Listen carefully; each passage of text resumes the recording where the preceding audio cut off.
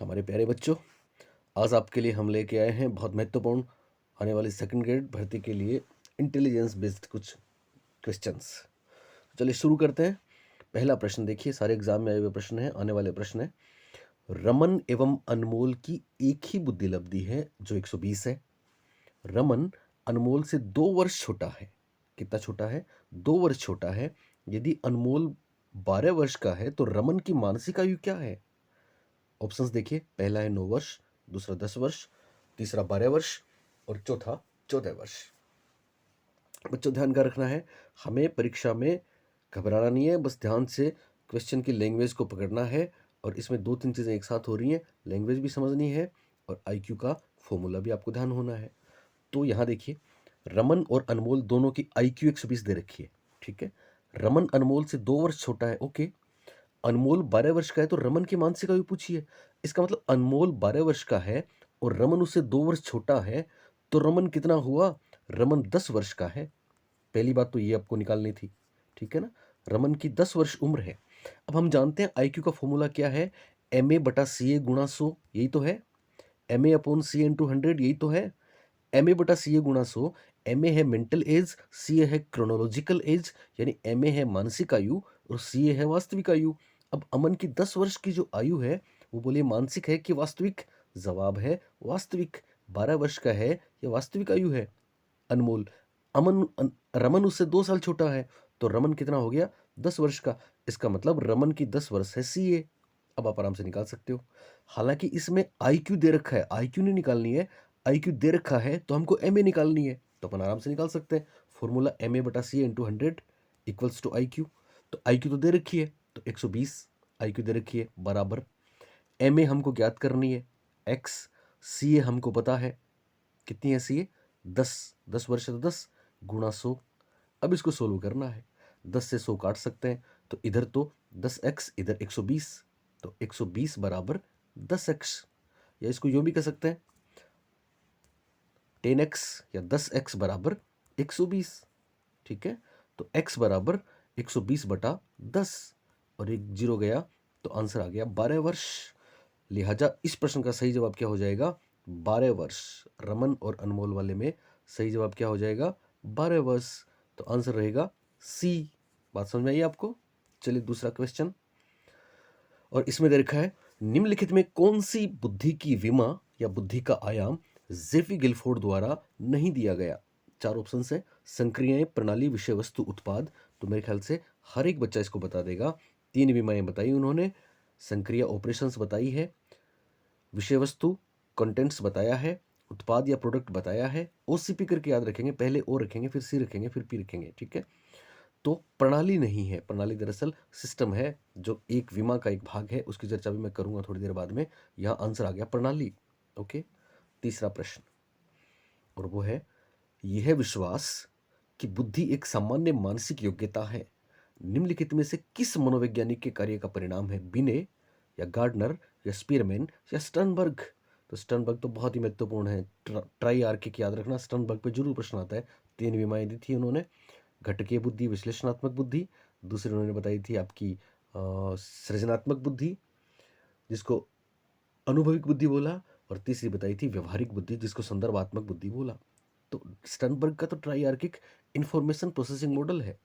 यहाँ ध्यान रखना है, बुद्धि एक सामान्य मानसिक योग्यता है, बस ये बात याद रखना। ये वाली बात कहने वाले हैं अल्फ्रेड बिने साहब, जो बुद्धि परीक्षण के जनक भी हैं। 1905 में पहला बुद्धि परीक्षण दिया था ना उन्होंने, जिसमें 30 आइटम्स थे। तमाम डिटेल्स पढ़ने के लिए हमने आपको बुक भी दी है, पुराने वीडियोस भी हैं।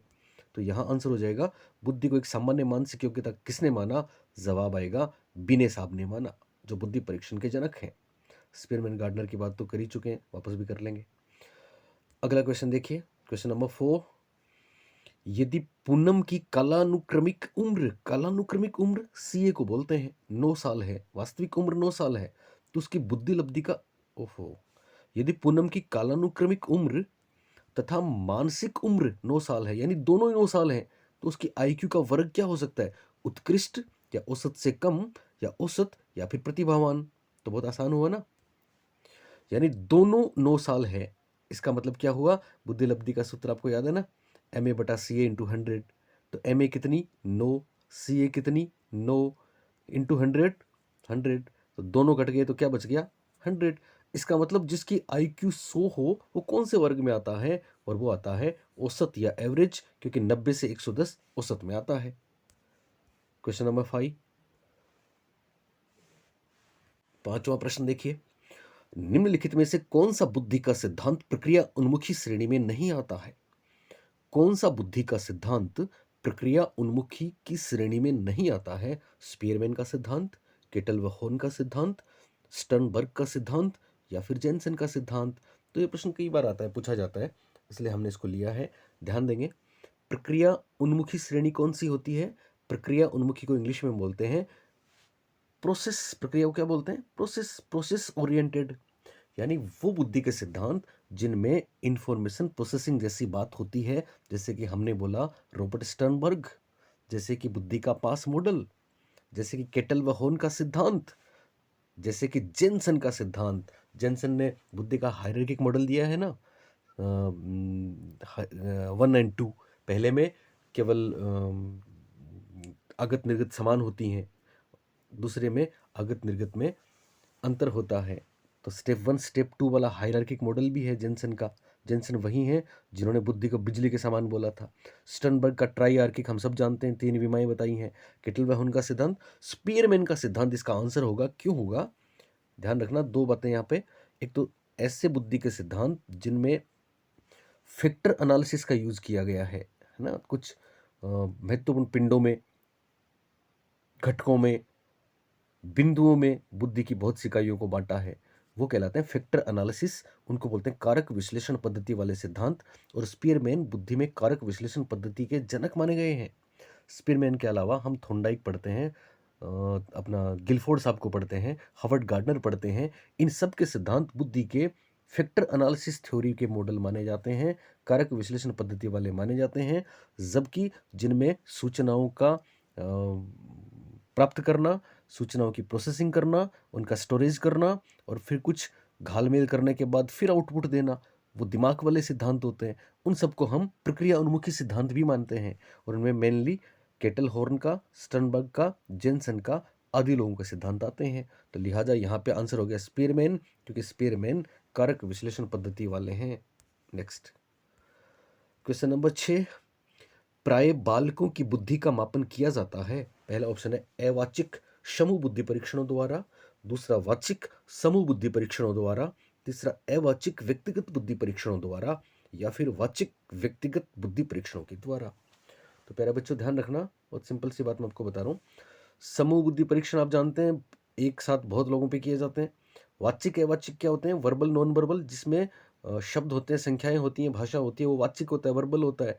और जिसमें कुछ परफॉर्मेंस हो, या हाथ के मैनिपुलेशन हो, गुटके वुटके हों, या फिर कुछ चित्र हों, जोड़ने हों, वो अवाचिक होंगे। तो छोटे बच्चों को चूंकि अभी वर्बल नहीं दिया जाता, इसलिए अवाचिक होता है। और ज़्यादातर संभावना यही है कि उनको समूह में ही हम बुद्धि परीक्षण करते हैं। हालांकि छोटे बच्चों का भी व्यक्तिगत किया जाता है, लेकिन इस प्रश्न का उत्तर ध्यान देंगे आप यहाँ पे, अवाचिक होगा और समूह होगा। अवाचिक व्यक्तिगत भी दे रखा है, अवाचिक समूह भी दे रखा है, तो इसका आंसर हो जाएगा अवाचिक समूह बुद्धि परीक्षण।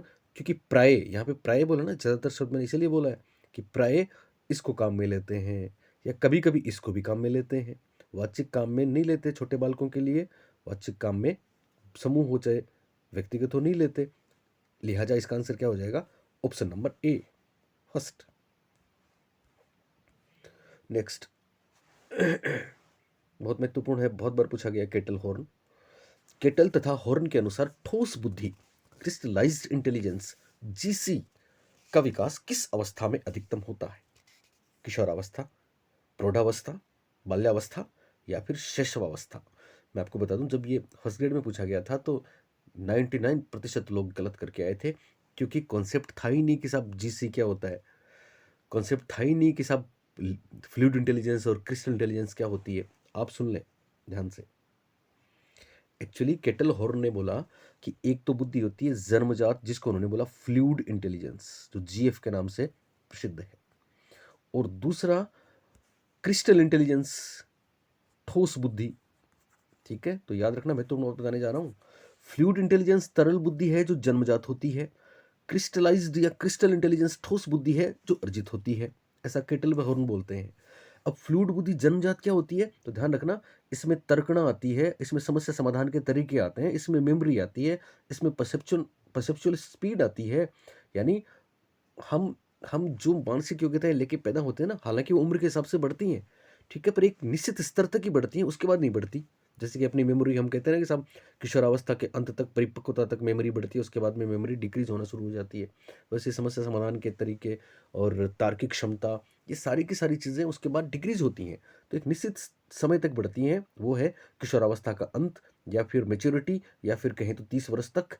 ठीक है, तो फ्लूइड इंटेलिजेंस में कुछ ऐसी चीज़ें होती हैं जो, एक खास बात आपको बताने जा रहा हूँ, हॉरिजॉन्टल नहीं बल्कि वर्टिकल बढ़ती हैं, लंबवत रूप में बढ़ती हैं, पर ये किशोरावस्था के अंत तक ही बढ़ती हैं। जैसे कि चिंतन, समस्या समाधान, तर्कणा, प्रत्यक्षीकरण आदि आदि। इनको केटल व हॉर्न बोलते हैं। फ्लूइड इंटेलिजेंस, इन्हीं को बोलते हैं तरल बुद्धि, और इन्हीं को बोलते हैं जन्मजात योग्यताएं। दूसरी क्रिस्टल इंटेलिजेंस वो है, ठोस बुद्धि वो है जो हॉरिजॉन्टल रूप में बढ़ती है, जो जो लंबवत नहीं होके क्षैतिजीय रूप में बढ़ती है, और ये जिंदगी भर बढ़ती है। ये खास बात है। क्या होता है इसमें ऐसा, इसमें कोई भी सूचना जो हम लेते हैं, बड़े होने के बाद भी बूढ़े लोगों के पास ज़्यादा ज्ञान होता है ना, पर वो बुद्धि नहीं है। बुद्धि है, पर वो फ्लूइड इंटेलिजेंस नहीं है, वो क्रिस्टलाइज इंटेलिजेंस है। तो याद रखना, कोई सूचना हो गई, कोई ज्ञान हो गया, कोई स्किल हो गया, ड्राइविंग आपने लेट सीखी, कोई और काम आपने लेट सीखा, तो वो फ्लूइड में नहीं आएगा, क्रिस्टल में आएगा। तो बहुत महत्वपूर्ण बात सुन लेना, फ्लूइड जन्मजात है, क्रिस्टल अक्वायर्ड है। फ्लूइड किशोरावस्था के अंत तक बढ़ती है, क्रिस्टलाइज जीवन भर बढ़ती है, मोस्टली प्रौढ़ावस्था में बढ़ती है। और फ्लूइड वर्टिकल बढ़ती है, क्रिस्टलाइज हॉरिजॉन्टल बढ़ती है। और खास बात, फ्लूइड होती है जन्मजात, जिसको तरल बुद्धि हिंदी में बोलते हैं, और ये ठोस बुद्धि है जो कि अर्जित है, ये अक्वायर्ड होती है। अब यहाँ पे क्या पूछा, ठोस बुद्धि के बारे में पूछा है। किसके बारे में पूछा है, ठोस बुद्धि के बारे में पूछा है, कि ठोस बुद्धि का विकास किस अवस्था में अधिकतम होता है। अगर यहाँ पे फ्लूइड होता तो आंसर किशोरावस्था होता, पर इसका आंसर किशोरावस्था नहीं होगा, बल्कि प्रौढ़ावस्था होगा। प्यारे बच्चों, ऐसा प्रश्न परीक्षा में आए तो आपको मजा आएगा, क्योंकि वो केवल आपका ही सही होगा। ओके, 8वां देखिए, निम्नलिखित में से कौन सा सामूहिक अशाब्दिक बुद्धि परीक्षण है। आर में बीटा टेस्ट, एस जलोटा का बुद्धि परीक्षण, एम सी जोशी का बुद्धि परीक्षण, भाटिया बैटरी बुद्धि परीक्षण। ज़्यादा नहीं बताऊंगा, हमारी बुक में सब कुछ है, और आपको उम्मीद है कि आपके पास ज़रूर होगी। अब तो हमारी हिंदी ग्रंथ भी आ चुकी है, एकेडमी की बुक भी आ चुकी है। बात करूंगा उसके बारे में बाद में, फिर कभी। अभी परीक्षा की जल्दी है सेकंड ग्रेड की, इसलिए आप इस सेशन को देखें, और अगला सेशन भी मैं लेके आ रहा हूँ। हो सकता है मैं संडे को एक मैराथन सेशन आपके लिए लेके आऊँ, जिससे बहुत कुछ मैं आपको दूंगा। तो जुड़े रहें, लाइक करें, चैनल को सब्सक्राइब करें, शेयर करें, लाइक भले ही मत करें, पर 100 लोगों को बताएं कम से कम। आपके रिस्पॉन्सेज तो खैर मैं देख ही रहा हूँ। ओके, तो निम्नलिखित में कौन सा सामूहिक अशाब्दिक बुद्धि परीक्षण है। 4 ऑप्शन हैं, ठीक है। आपको पता है army alpha, army beta, army alpha, army beta दोनों सामूहिक हैं, सामूहिक हैं, ठीक है। लेकिन अल्फा क्या है, अल्फा तो शाब्दिक है, और बीटा अशाब्दिक है। ओके, यहाँ पे एस जलोटा बुद्धि परीक्षण, एम सी जोशी का बुद्धि परीक्षण, भाटिया बैटरी बुद्धि परीक्षण। तो ध्यान देना, ये बहुत ही बढ़िया सा सवाल पूछा था उन्होंने। हम आर्मी बीटा टेस्ट की बात करें, किसकी बात करें, आर्मी बीटा टेस्ट की बात करें, तो आर्मी बीटा टेस्ट बोलिए सामूहिक था कि व्यक्तिगत, जवाब है सामूहिक। शाब्दिक था कि अशाब्दिक, जवाब है अशाब्दिक, अशाब्दिक, ठीक है। तो यहाँ आंसर हो गया आर्मी बीटा टेस्ट, यही इसका आंसर होगा। आप ध्यान रखेंगे, एस जलोटा बुद्धि परीक्षण सामूहिक तो है, पर वो शाब्दिक है। ये सामूहिक तो है, पर क्या है, शाब्दिक है, शाब्दिक। इसलिए बहुत अच्छा प्रश्न पूछा था ये, ठीक है। एस जलोटा, ध्यान रखना, एस जलोटा पे एक और प्रश्न आता है। एस जलोटा टेस्ट को और जोशी वाले टेस्ट को, दोनों को सामान्य मानसिक योग्यता परीक्षण भी कहते हैं। तो सामान्य मानसिक योग्यता नाम करके भी है, जनरल मेंटल एबिलिटी, ये भी जलोटा साहब का है, सामूहिक है, पर ये क्या है, शाब्दिक है, अशाब्दिक नहीं है। यहाँ अशाब्दिक पूछा है। इसी तरह से एम सी जोशी साहब का भी सामूहिक शाब्दिक बुद्धि परीक्षण है। और भाटिया बैटरी परीक्षण तो कौन नहीं जानता, 5 टेस्ट हैं, खुद के और विदेशी लोगों के निर्मित। भाटिया बैटरी बुद्धि परीक्षण की खास बात, ये वैयक्तिक है। ये क्या है, वैयक्तिक है, ये बात ध्यान रखना, इसलिए ये भी इसका आंसर नहीं होगा। हालांकि इसमें इसमें निष्पादन है, निष्पादन परीक्षण है। भाटिया अशाब्दिक है, ध्यान रखना, पर भाटिया वैयक्तिक है। कितना बढ़िया सा प्रश्न पूछा है, सोचिए। देखो एस जलोटा तो इसलिए इसका आंसर नहीं हुआ क्योंकि एस जलोटा सामूहिक तो है पर शाब्दिक है। यहाँ क्या पूछा है? सामूहिक अशाब्दिक पूछा है। क्या पूछा था? सामूहिक अशाब्दिक। एस जलोटा क्यों नहीं हुआ? क्योंकि सामूहिक तो है पर अशाब्दिक नहीं है। बात समझ आई आपको? MC जोशी भी इसलिए नहीं हुआ कि सामूहिक तो है पर अशाब्दिक नहीं है, ये भी शाब्दिक है इसलिए नहीं हुआ। और भाटिया बेटी परीक्षण क्यों नहीं हुआ? सामूहिक तो है, नहीं माफ करें, अशाब्दिक तो है पर ये सामूहिक नहीं है, वैयक्तिक है, इसलिए ये आंसर भी नहीं हुआ। लिहाजा इसका सही जवाब है आर्मी बीटा टेस्ट। नेक्स्ट, बहुत बढ़िया सा प्रश्न पूछा गया था। हमने आपत्तियां लगवाई थी, पूरे राजस्थान में सिर्फ हमारी बात इसलिए सही थी कि हमने बहुत पहले इसको बताया था। क्या है ये? देखिए, निम्न दिए गए IQ स्तर में शिक्षणीय वर्ग को चुने। तो देखो, दोनों बातें मैं आपको एक साथ ही बताता हूँ ताकि आगे भी अगले प्रश्न में आपको बताने की जरूरत नहीं है। दो चीजें याद हैं आपको? एक तो हमने आपको बताया था कि वो 4 वर्ग जो हैं मंदबुद्धि बालकों के, यहाँ पे मंदबुद्धि शब्द नहीं दिया था, यहाँ पे केवल IQ स्तर दिया था, इसलिए इसमें वो बोनस दिया गया था। क्या है 4 मंदबुद्धि बालकों के स्तर? मेरे हर बच्चे को शायद पता होगा, वो 4 शब्द याद है ना आपको? माइल्ड, दूसरा मॉडरेट, तीसरा शिवियर, चौथा प्रोफाउंड। याद है ना? माइल्ड वो है हल्का मंदन जिनको बोलेंगे, जिनमें 55 से 70 या 52 से 67 या 50 से 70, 55 से 70 या 52 से 69 IQ है। मॉडरेट वो हैं, मध्यम मंदन वो हैं जो 35 से 55 हैं, ठीक है। और सीवियर वो हैं जो 20 से 35 IQ वाले बच्चे हैं। और प्रोफाउंड वो हैं जो 0 से 20 वाले हैं। मैं आपको बता चुका हूँ, ये AMD का भी है, ठीक है ना, APA का भी है और स्टैनफोर्ड बिने का भी है। तो 4 वर्ग हैं। अब इनमें से जो पहले 2 हैं, देखो मैंने आपको बताया था कि सेंसरी चीज़ें भी नहीं होंगी और मोटर स्किल्स भी नहीं होंगे चौथे में। तीसरे में मोटर स्किल्स भी नहीं होंगे लेकिन सेंसरी चीज़ें होंगी। दूसरे दूसरे और पहले जो है ना, ये दोनों, इन दोनों को हम पढ़ा सकते हैं। इन दोनों को क्या कर सकते हैं हम? माफ़ करें, पहले और दूसरे दोनों, इनको पढ़ा नहीं सकते, इनको हम ट्रेनिंग दे सकते हैं, तो ये ट्रेनेबल हो गए। और केवल पहले वाले हैं, इनको पढ़ाया जा सकता है, तो ये एडुकेबल हो गए। लेकिन यहाँ जो चीज़ पूछी है, इसके लिए आप ध्यान देंगे कि 3 वर्ग हैं। पहला वर्ग क्या है? पहला वर्ग है जिनको हम पढ़ा सकते हैं, उनको बोलते हैं शिक्षण योग्य, शिक्षणीय वर्ग, एडुकेबल। क्या है वो? एडुकेबल। और एडुकेबल में दोनों आते हैं, तो 50 या 55 बोथ आर करेक्ट। 50 से 70 वाले एडुकेबल हैं, इनको पढ़ाया जा सकता है। भले ये मंदबुद्धि हैं, क्योंकि 70 तक हम मंदबुद्धि मानते हैं ना उस टेबल में, तो 50 से 70 को हम पढ़ा सकते हैं, तो ये एडुकेबल है, शिक्षणीय वर्ग हैं, शिक्षण योग्य हैं। 2 नंबर पे ट्रेनेबल, ये प्रशिक्षण योग्य हैं, इनको प्रशिक्षण दिया जा सकता है। और ये 35 से 50 हैं, 35 से 70 अगर आया तो भी हम इनको राइट मानेंगे। इनको ओनली ट्रेनिंग दे सकते हैं 35 से 50 वालों को, ठीक है। और फिर तीसरे हैं कस्टडियन, संरक्षण योग्य, जिनको सहारा देना पड़ता है, ना तो वो मोटर स्किल की तरह है ना सेंसरी मोटर काम कर रहे हैं, तो उनको दूसरे लोग ख्याल रखेंगे। तो यहाँ 4 ने माइल्ड, मॉडरेट, सीवियर, प्रोफाउंड नहीं होके केवल 3 कैटेगरी हैं, शिक्षण योग्य, प्रशिक्षण योग्य और संरक्षण योग्य। संरक्षण योग्य हैं 0 से 20 और 20 से 35 वाले, इसमें दोनों कैटेगरी आ जाएंगी, माइल्ड, माफ करें, आपका सीवियर और प्रोफाउंड, ये दोनों मिला के हो गए कस्टडियन या संरक्षण योग्य। हमने बाकायदा आपको खूब बताया वीडियोस में और क्लासेस में भी। और प्रशिक्षण योग्य वो हो गए 35 से ऊपर वाले, और शिक्षण योग्य हो गए 50 से ऊपर वाले। अब जब ये सवाल आया था, रीट में आया था ये सवाल, तो इसका सही जवाब था 50 से 70, हमने यही करवाया था और यही आंसर माना गया था। लेकिन कुछ लोगों ने कहा कि साहब ये थोड़ी देर कहा कि मंदबुद्धि बालकों में IQ के कौन से लेवल को शिक्षणीय वर्ग मानेंगे। तो इस पे और आपकी बोर्ड ने, RPSC ने, जिन्होंने वो एग्जाम ली थी, उन्होंने 50 से 70 के साथ 70 से 90 वालों को भी राइट मान लिया था। लिहाजा दोनों आंसर राइट मानेंगे। और अगर सेम लैंग्वेज का प्रश्न है तो दोनों ही हम राइट मानेंगे। पर वास्तव में सवाल दिया था कि मंदबुद्धि बालकों में कौन सी IQ स्तर के बच्चे एडुकेबल हैं, शिक्षणीय वर्ग हैं, तो आंसर होगा 50 से 70। नेक्स्ट ओके, 10वां प्रश्न है, रेवन प्रोग्रेसिव मैट्रिसेस, आपको पता है इस पे प्रश्न खूब आते हैं, RPM करके, है ना। रेवन प्रोग्रेसिव मैट्रिसेस परीक्षण बुद्धि के किस तत्व का मापन करता है? विशिष्ट तत्व का, या सामान्य तत्व का, या क्रियात्मक बुद्धि का, या विशिष्ट व क्रियात्मक बुद्धि दोनों का? तो जिनको पता ही नहीं RPM क्या है वो तो उसको कर ही नहीं पाएंगे, है ना। तो ध्यान रखना है, ये RPM के नाम से प्रसिद्ध है, रेवन प्रोग्रेसिव मैट्रिसेस, ठीक है। अभी ये किसी स्टेट के टेट में प्रश्न आया था इस पे। बच्चों के लिए भी था कलर्ड वाला, तो CPM भी आया था। बड़ों के लिए स्टैंडर्ड SPM आ जाए तो भी वही है, रेवन प्रोग्रेसिव मैट्रिसेस की कि एक्चुअली 2 रेटिंग स्केल हैं, 2 टेस्ट हैं। एक बड़ों के लिए है, वो है स्टैंडर्ड प्रोग्रेसिव मैट्रिसेस, तो एसपीएम याद रखना। एक बच्चों के लिए है रंगीन प्रोग्रेसिव मैट्रिसेस, सीपीएम याद रखना। तो सीपीएम दिखे या एसपीएम दिखे, ये दोनों ही आरपीएम के भाग हैं। आरपीएम की खास बात है कि RPM culture fair intelligence test है, जिसमें भाषा का प्रयोग नहीं है, मैट्रिसेस हैं केवल, इसलिए वो शाब्दिक नहीं है बल्कि अशाब्दिक है।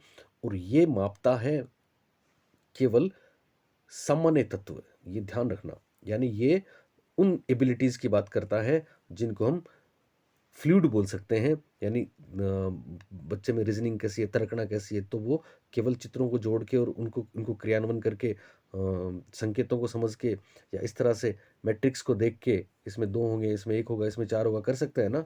इसलिए सामान्य तत्व इसका आंसर आएगा। Okay, next 11th 11th Thurston पे सवाल है। ग्रुप फैक्टर दिया था जिन्होंने, निम्नलिखित में से क्या थर्स्टन के समूह तत्व सिद्धांत का एक तत्व नहीं है। देखो नाम पे प्रश्न आएगा परीक्षा में, याद रखना आप, ध्यान रखना आप। अगर समूह तत्व आ जाए, ग्रुप फैक्टर आ जाए, तो थर्स्टन है।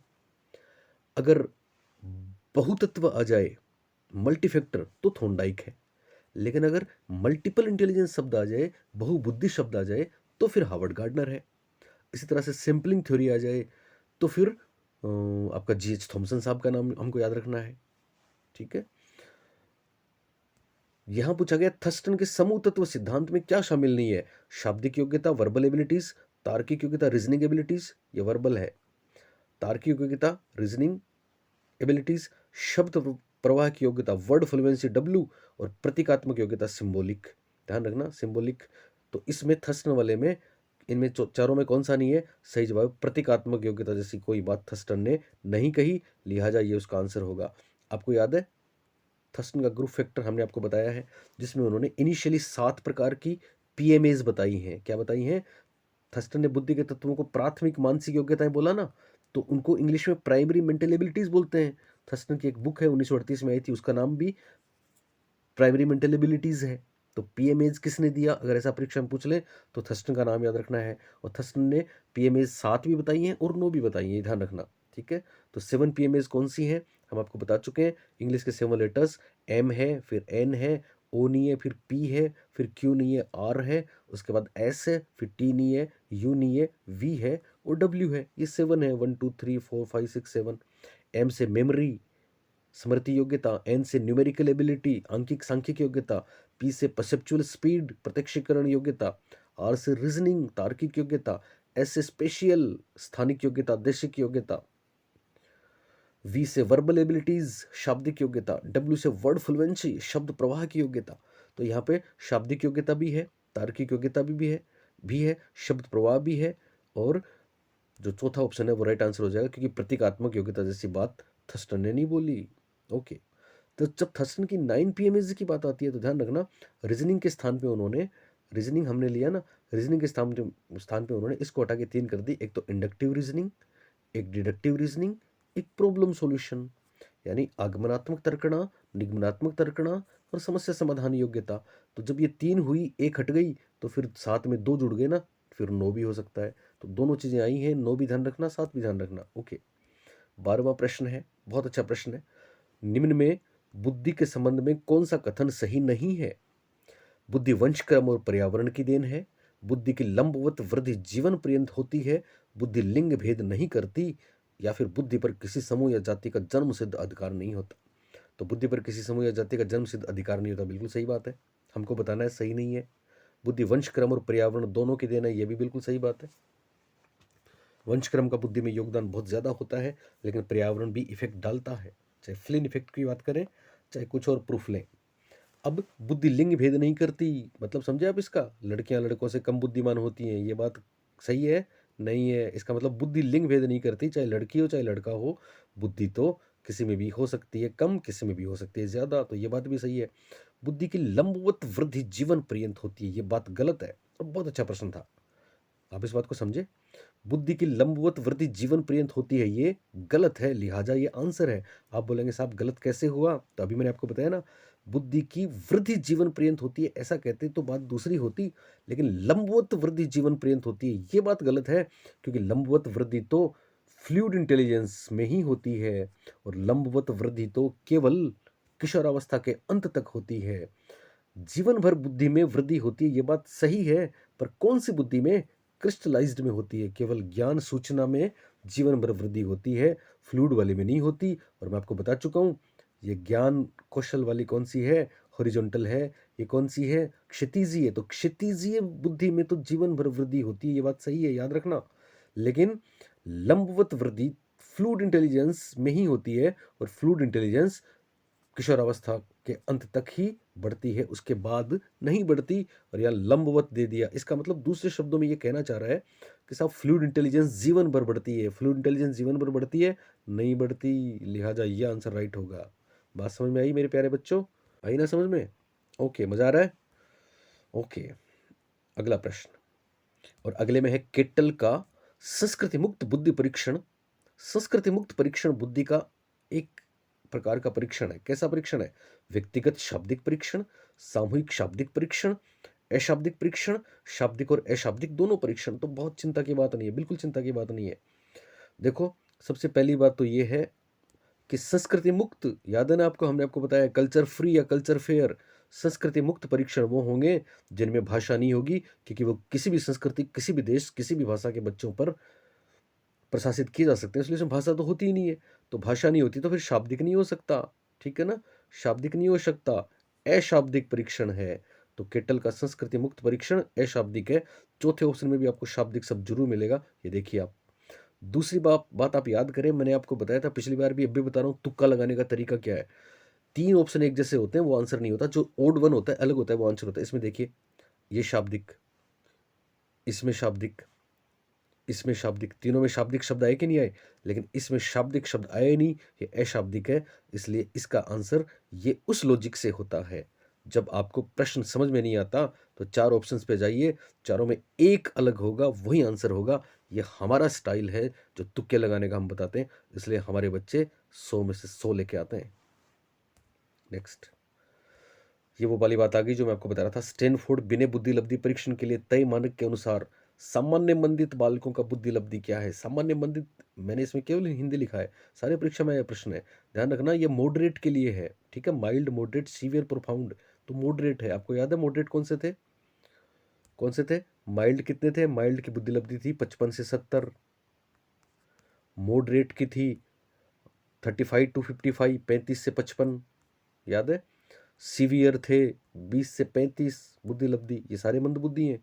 और प्रोफाउंड थे 0 से 20। इसमें क्या पूछा है? सामान्य। क्या पूछा है? सामान्य मंदित। इसका मतलब ये पूछा है मॉडरेट। और मॉडरेट कितना था? मॉडरेट था 35-40 से 50-55। तो इसका आंसर हो गया 35-40 से 50-55। 50-55 से 70, ये है माइल्ड, MILD, अल्प मंदन। ये है मॉडरेट, मध्यम मंदन। तीसरा मिलेगा 25 से 35-40, यह है सीवियर, सीवियर, तीव्र मंदन। और 20 से नीचे प्रोफाउंड। तो वही 4 कैटेगरी पे सवाल आया था, ये आ भी सकता है आपके, आएगा। नेक्स्ट, आखिरी सवाल, जिसमें एक अच्छी बात आपको बताऊंगा मैं। निम्नलिखित में से कौन सा घटक गिलफोर्ड द्वारा प्रदत्त बुद्धि की संरचना मॉडल? गिलफोर्ड ने बुद्धि का स्ट्रक्चरल मॉडल भी तो दिया है ना, स्ट्रक्चर मॉडल भी कहते हैं उसको, बहुत से नाम है इसके, त्रिविमीय, त्रिआयामी, कन्वर्जेंट डाइवर्जेंट मॉडल आदि। तो कौन सा गिलफोर्ड द्वारा प्रदत्त बुद्धि संरचना मॉडल के विषय वस्तु विमा का नहीं है? बहुत अच्छी बात बोली है। 4 ऑप्शन है, आकृतिक, संज्ञान, सांकेतिक, शाब्दिक। तो प्यारे बच्चों याद रखना, बुद्धि में 3 विमाएं तो उन्होंने बताई। क्या क्या बताई? ऑपरेशंस, कंटेंट्स और प्रोडक्ट्स। लेकिन तीनों के अलग अलग तत्व भी बताए हैं, और वो भी आपको ध्यान रखने हैं। तो क्या तत्व बताए वो? 1 मिनट के लिए देख लें आप यहाँ पे। ऑपरेशन, विषय वस्तु।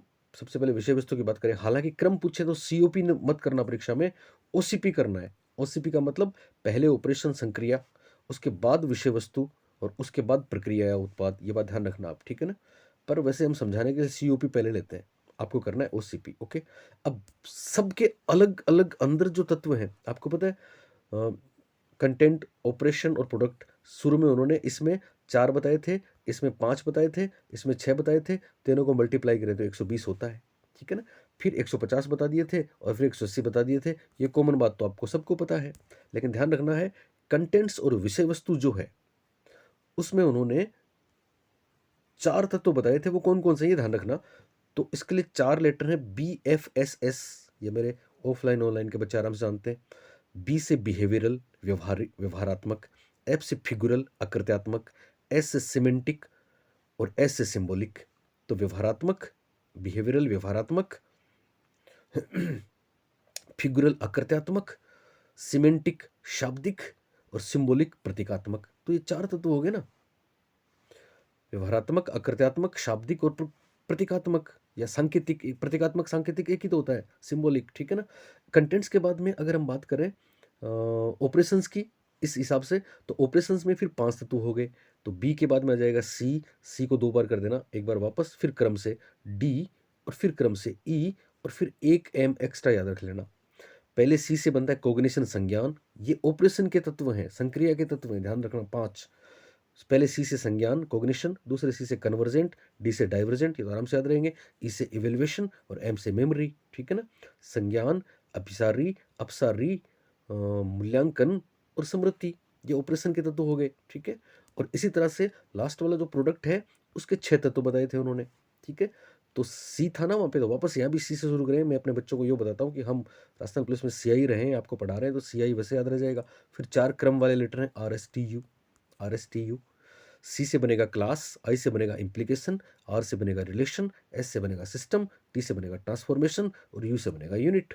यानी क्लास या वर्ग, इम्प्लीकेशन निहित आशय लागू करना, रिलेशन संबंध, सिस्टम प्रणाली, ट्रांसफॉर्मेशन रूपांतरण, यूनिट से इकाई। तो इस तरह से ये तत्व हुए कुल मिला के 4 5 6। एक और बहुत महत्वपूर्ण बात याद रखनी है कि जब 120 तत्व बताए थे उन्होंने 1967 में, उसके बाद 77 में उन्होंने क्या किया, विषय वस्तु बीमा के जो 4 तत्व थे ना, BFSS, बिहेवियरल, फिगुरल, सिमेंटिक और सिंबॉलिक, उनमें से उन्होंने फिगुरल के 2 तत्व 2 भाग कर दिए थे। क्या 2 भाग कर दिए थे? एक फिगुरल के 2 भाग किए थे, एक तो ऑडियो, एक विजुअल, यानी एक तो दृश्य और दूसरा श्रव्य। ये भी प्रश्न आ चुका है परीक्षाओं में, ध्यान रखना।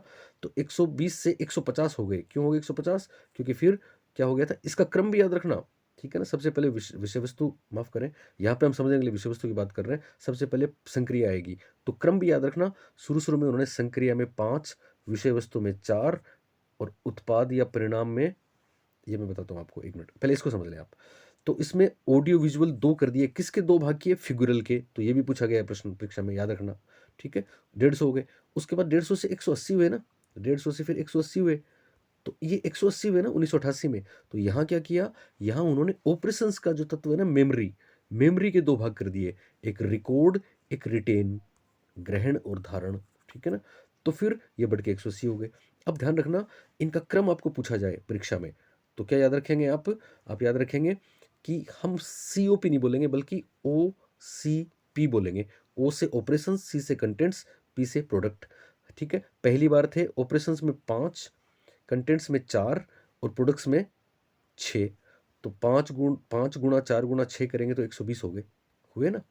दूसरी बार में क्या हुआ, दूसरी बार में कंटेंट्स में 4 के बजाय 5 हो गए, तो दूसरी बार में हुए 5 गुणा 5 गुणा 6 और ये हो गए 150। कितने हुए? 150। और तीसरी बार फिर ऑपरेशन वाले मेमोरी के 2 भाग करके 6 कर दिए, तो तीसरी बार क्या हो गया था, 6 5 और 6, तो 6 गुणा 5 गुणा 6 हो जाएगा 180।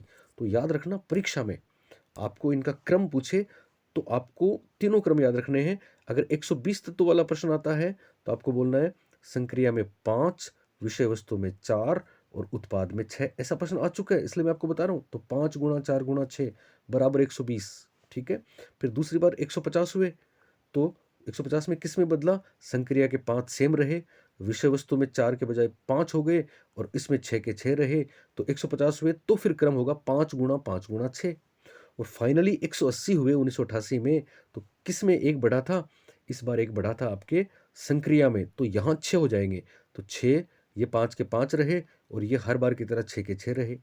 तो 5 गुणा 4 गुणा 6 एक ऑप्शन में आए, ओके है, पर 120 वाले को मान के प्रश्न दिया गया है तो 5 गुणा 5 गुणा 6 ओके है, 150 को मान के देंगे तो 6 गुणा 5 गुणा 6 ओके है, अगर लेटेस्ट और 180 को मान के देंगे तो प्यारे बच्चों ये था आज का आपके लिए बेहतरीन एक वीडियो। अगर आपका मन करे तो शेयर करना 100 लोगों को, नहीं तो आपकी मर्जी। Good bye, thank you, good night, शबा खैर।